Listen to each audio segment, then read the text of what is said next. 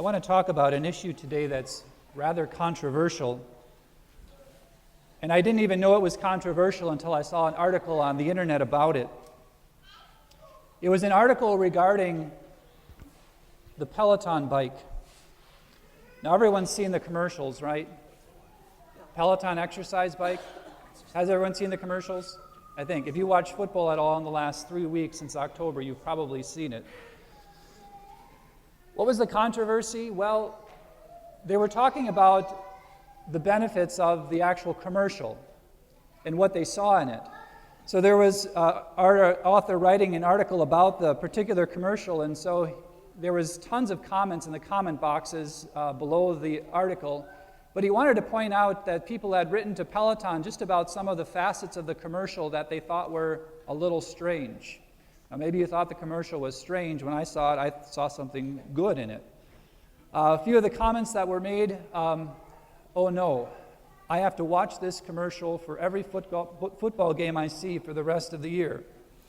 Other comments were suggestions to husbands or men. Please do not buy your wife or girlfriend a piece of exercise equipment for Christmas. It almost never works out well. Some of the other comments were, why would a 118-pound woman need to exercise for a year to get down to 112 pounds? I don't know. But I didn't see any of those things in the commercial. What I saw, and what I think their point was, is that so many of us, when we make New Year's resolutions, of course, in January, if we still make them, realize that it's very difficult to keep going. And so the whole part of the Peloton bike is that you have in front of you on a screen a personal trainer that encourages you, somebody that prompts you on. And so they show in the 30-second commercial or so this woman who receives the bike, she's happy about it, but then the short spurts of the commercial talk about how she may have trouble waking up in the morning at 6 o'clock. She may have trouble committing because of her work engagements. But they basically show a person who is staying faithful to their exercise program. And after a year, she reevaluates, and she's very proud of what she's been able to accomplish in remaining faithful. That's what I saw in the commercial. I saw almost a covenant relationship between a person and the bike, a piece of exercise equipment. Now, I know it's just an analogy, but I wanted to talk today about the readings and the way God works throughout history through his covenants. Now, a covenant is different than a contract. A covenant, very simply, a contract is usually about an exchange of goods or services, right? So if you want somebody to shovel your driveway on Monday afternoon after the snow comes, you might pay them $20 for the shoveling. So that's a contract. If they shovel the driveway, you give them the $20. If they don't shovel the driveway, you don't owe them the $20. Okay? Most of our relationships in our country today are defined by contracts. And then when somebody breaks a contract, the lawyers descend and they try to interpret or maybe reinterpret the wording of the contract. But that's not how God works. That type of relationship often defines our relationship, and oftentimes we project that relationship on God, but that's not how God's understanding of covenant works. A covenant is distinct because it's not an exchange of goods or services, it's actually an exchange of persons. So, for example, a marriage is a covenant. What implies there is that I'm not going to give this or you give that, or I'm not going to keep track, but I'm giving myself to you, and you are giving yourself entirely to me. That's the way God works. And there are several covenants throughout the Old Testament, but I just want to talk about three to make the point here. The first covenant that God gave to humanity is creation itself. God said, I give you, human creatures, the universe, and I want you to be stewards of it. In the original plan in the Garden of Eden was Adam and Eve and God in creation in perfect harmony. They were even naked without shame. They were not self-conscious. Every one of their relational capacities was turned towards the other. Eve for Adam, Adam for Eve, Adam and Eve for God, and God for Adam and Eve, and all of creation in perfect harmony, like a choir, like a symphony. But something happened, of course, in the 3rd chapter of Genesis that I'll come back to later. It was the fall of Adam and Eve when sin entered the world. Adam became against Eve. Eve became against Adam. God they saw as an opposing force. And even themselves, within themselves, there was disorder and chaos.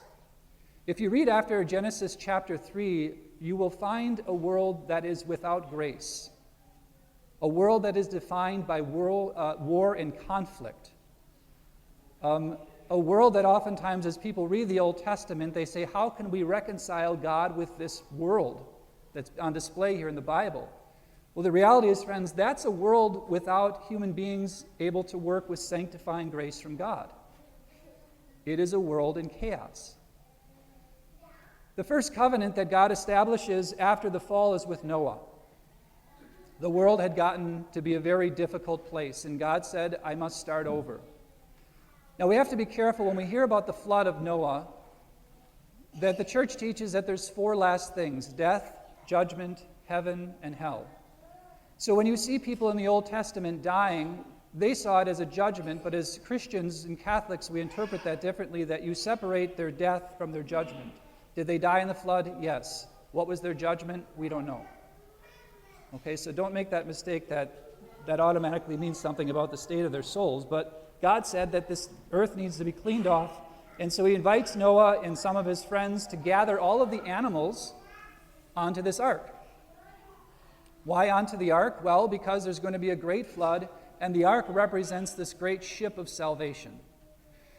Implicit in that, of course, is the fact that Noah and his wife needed to gather the animals 2 by 2. Now, have you ever tried herding cats? Have you ever tried convincing a tiger or a lion that they need to come on board this ship, right?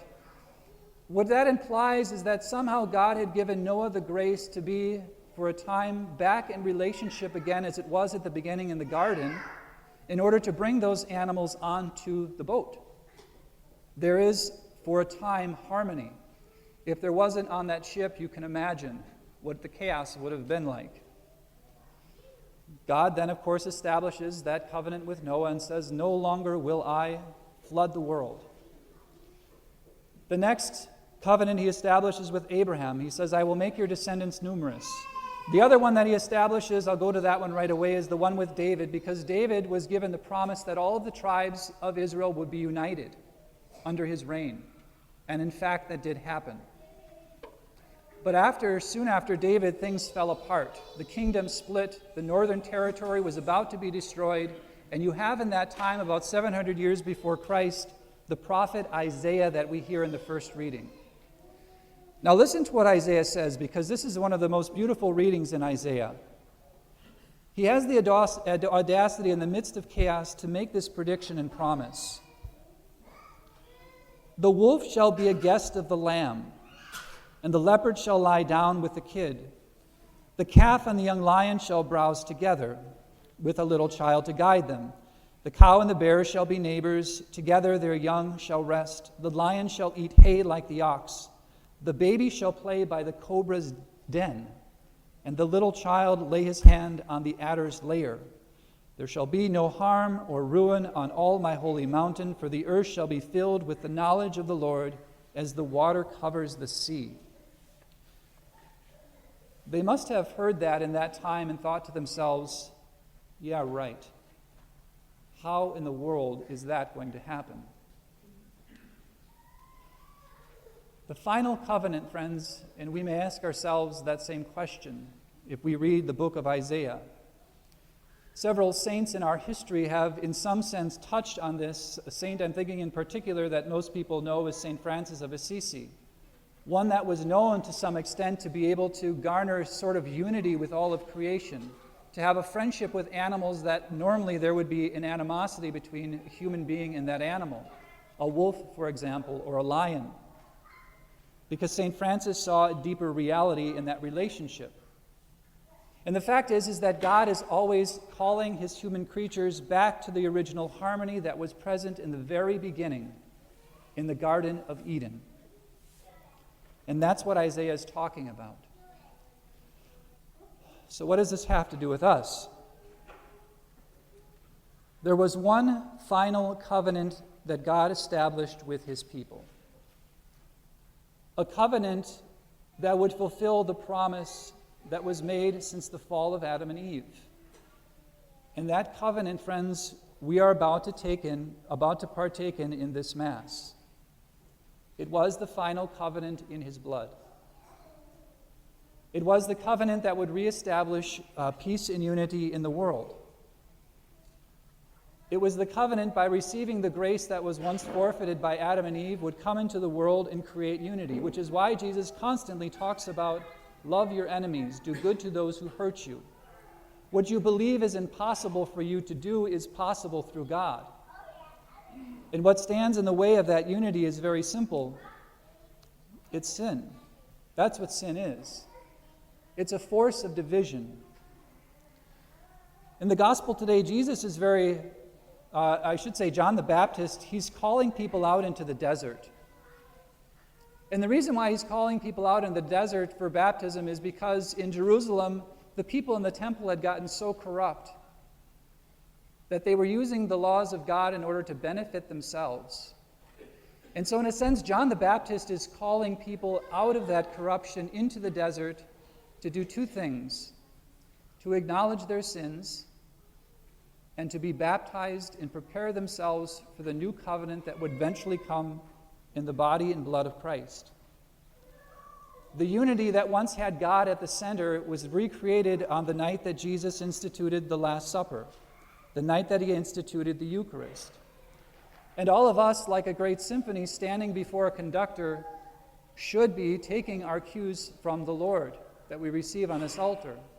We should be encouraged, sort of like that Peloton person that helps encourage the bike rider to keep going. That's why St. Paul talks about encouragement through the Scriptures and continual reading and staying faithful. Stay faithful to the Mass. Stay faithful to the reading of Scriptures. Stay faithful to your spiritual exercises. Why? Well, because the peace of the entire world depends on it. The peace of your family depends on it. The peace of our community depends on it. Those sins that have traditionally gotten us are usually listed as the 7 capital sins: greed, envy, lust, pride, jealousy, sloth, anger, gluttony. Now, if you hear those, you'll understand probably somehow that in the presence of your life, when those things are there, there is division. Adam and Eve could be naked without shame because they didn't want to use each other's bodies for their own pleasure. They had a perfect harmony within themselves, the way somebody who exercises regularly has a certain harmony within themselves. And so John the Baptist is calling people out to renew their lives, to renew their souls. They are confessing their sins, acknowledging their sins, just as we ask at the beginning of every Mass before they receive the Lord, to turn greed into generosity, to turn envy into admiration, to turn lust into chastity or self-control, to turn pride into humility, to turn jealousy into gratitude, to turn anger into patience, and to turn gluttony into temperance, and of course to turn sloth into diligence. Friends, that's where we find our unity. To acknowledge our sins, not for the sake of focusing on our sins, but for the sake of unity. If one member in the symphony begins to play off the page, the whole symphony has the possibility of being thrown into confusion. The devil, of course, is named Diablo. He is the great divider.